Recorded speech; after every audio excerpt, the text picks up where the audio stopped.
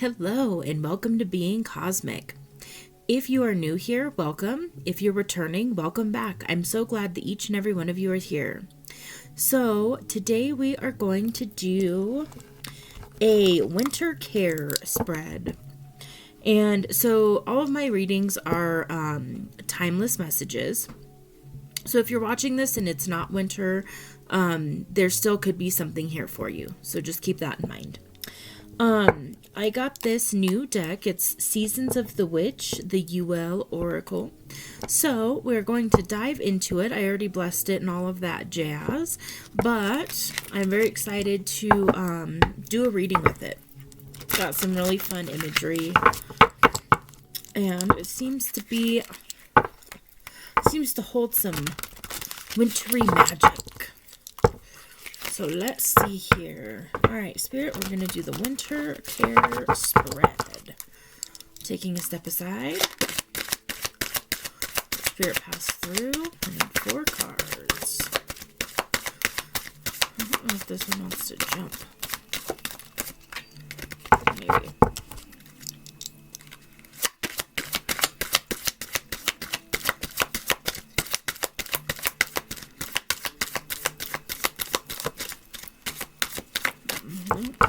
Want to jump. Okay. So we'll do this. Right. 1, 2, 3, 4. And take the top cards. Is that right? Take the top cards of each one. Okay. And go 1, 2, 3, and 4. Alrighty. Now let's see. Got 1, 2, 3, and 4. Alright.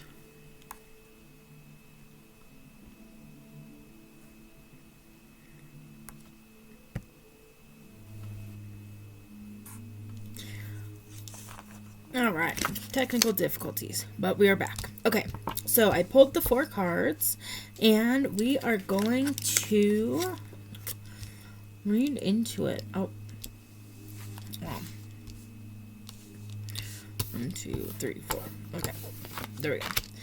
So this is one thing about your life that you're not being honest about. So the card that came out was Snow. We've got number 33. It says, there is beauty in the divine that settles on thy flesh, a magical enchantment bestowed in purity. Okay, so right away what came out, or kind of came up for this, something that you may not be being honest about right now is your beauty and your divinity at this time. Let's see. I'm going to read it in the book just to see.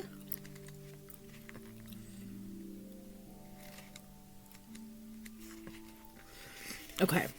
So it says, how beautiful is a white winter Christmas.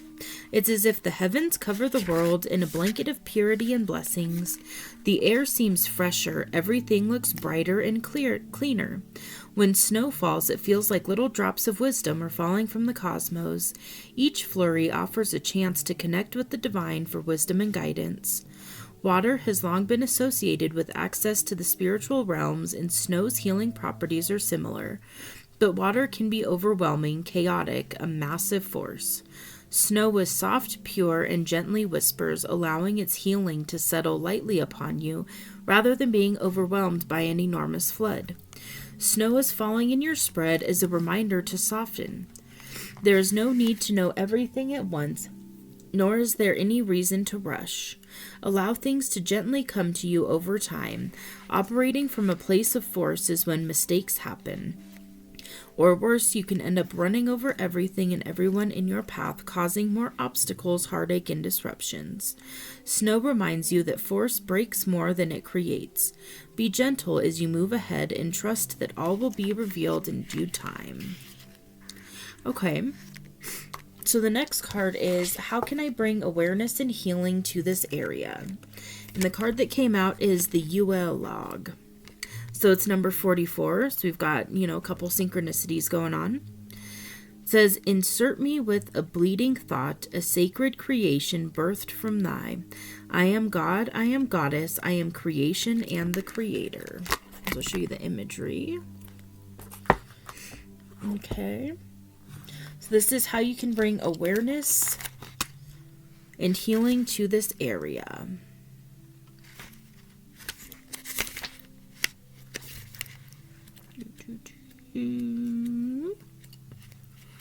Almost. That's not a good last one. Okay.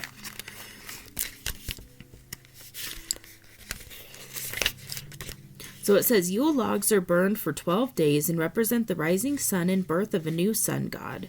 Yule logs are decorated with all kinds of Christmas cheer, and when it is lit, each member of your household gets to take a turn tossing in anything you'd like to release from the year.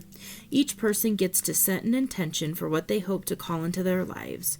Yule logs represent the beautiful cycle of birth, death, and rebirth.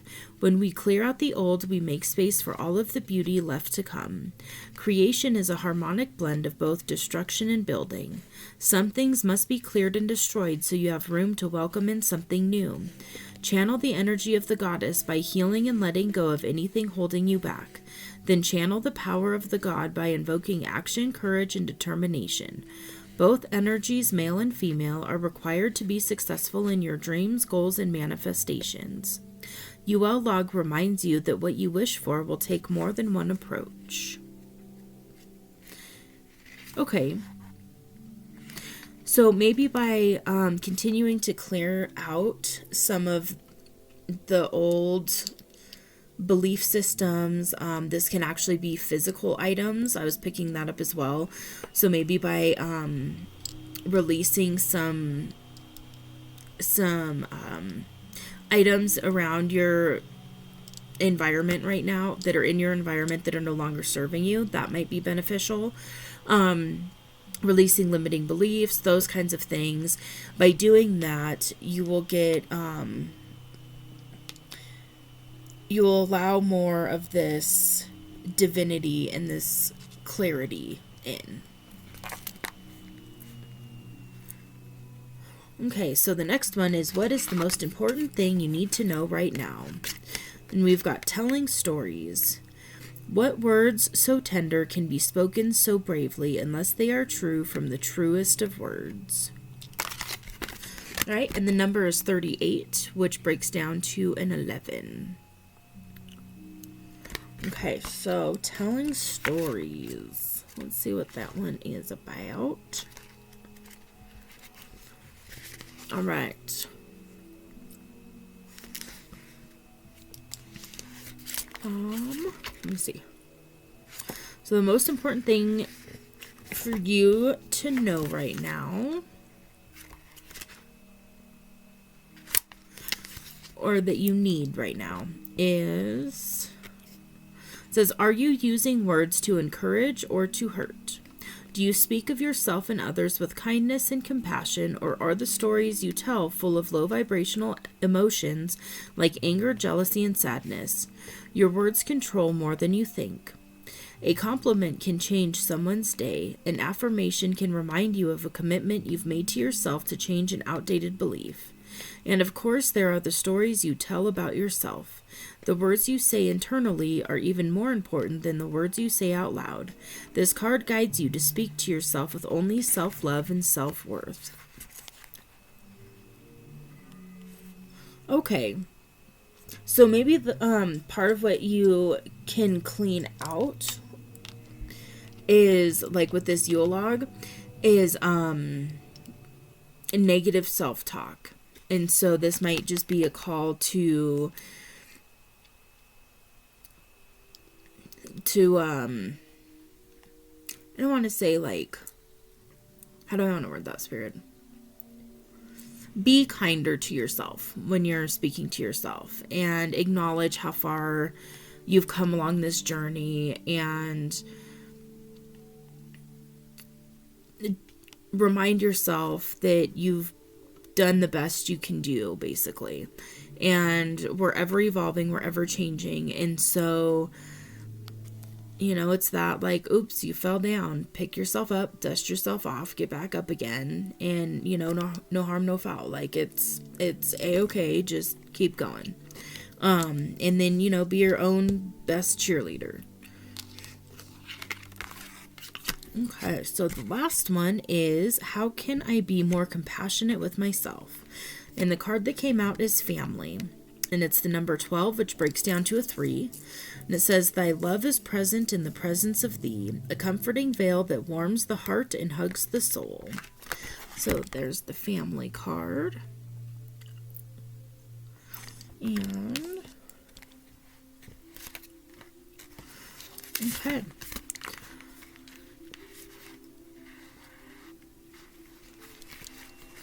Right.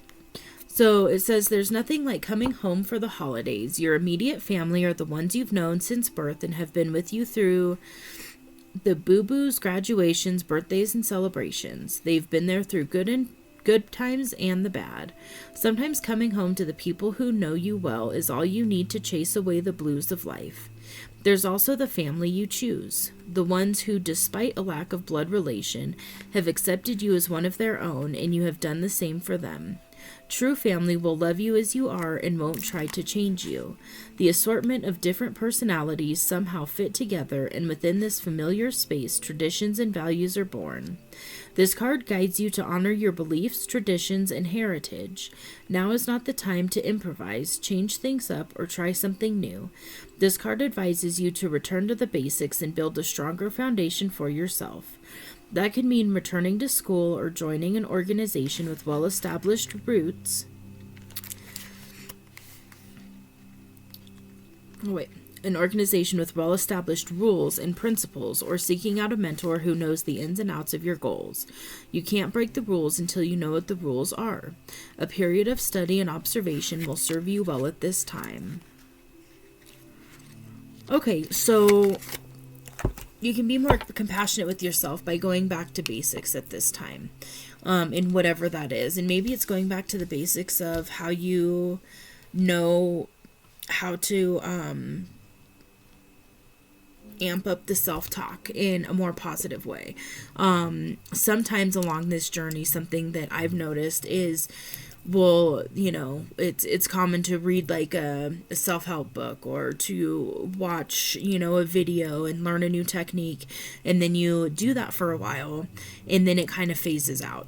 And sometimes it's going back to those old ways of doing certain things that really helped in that moment that maybe you slacked off on, or tried different things, or it just didn't stick in the long term, but it really helped. And so it could be a sign to go back to something like that as well. Maybe it's writing down, 3 things you're grateful for every day, or 3 things you're proud of yourself for. Write down a couple kind affirmations for yourself and hang it on the wall, and then read it once every day, something like that. So that's what came through for that. Yeah, I was just seeing if anything else wants to come through. Okay, so I don't think so. Basically, what I'm really getting right now is just to, take a rest and really release some of those old low vibrational kind of energies, might be the best way to say it. Those old thought patterns, things like that. And you don't have to force it. It's the easiest way to do that is to replace it with something different. So when you notice that you're beating yourself up mentally, instead of going down the thing of like, oh, now I'm beating myself up again, and why do you do that, and how instead of doing that, you just acknowledge it, like observe it, acknowledge it, and just like, oh, okay, I'm beating myself up again, this doesn't feel good. So now what I'm going to do is focus on something completely different, and just notice something in your immediate environment that you can smile about for a minute. And then notice something else in your immediate environment that you can smile about. And just kind of start looking at something different to distract yourself. And then once you've kind of shifted out of that energy of, really beating yourself up, then shift into, okay, now I'm going to tell myself 3 nice things or 10 nice things. And if you've been kind of mentally beating yourself up for a long time, I would recommend to write down a few things, or you can keep it in your phone or something. Maybe, write it down, take a picture, and put it on your lock screen on your phone, but somewhere where it's accessible. And then that way, when you notice that you're doing that, after you shift out of that energy, then you read those things and remind yourself of how good you're doing and some things that you are proud of yourself for. That's a big one. Being thankful is good. And, obviously, that's a very good thing. And also taking it one step, a little bit deeper into the self-appreciation is when you find things that you're proud of yourself for, it shifts the energy a little bit more. And it's like, oh, wow, I have done that. I did do that. I'm proud of myself for this. I'm proud of myself for that, and it's a way to kind of boost back up that self-confidence, basically. So yeah. All right. Well, with that, this is going to conclude your reading. I really hope that that helped in some way. If you like this video, go ahead and hit that like button. If you haven't, go ahead and hit the subscribe button, and I will see you on the next reading. Bye.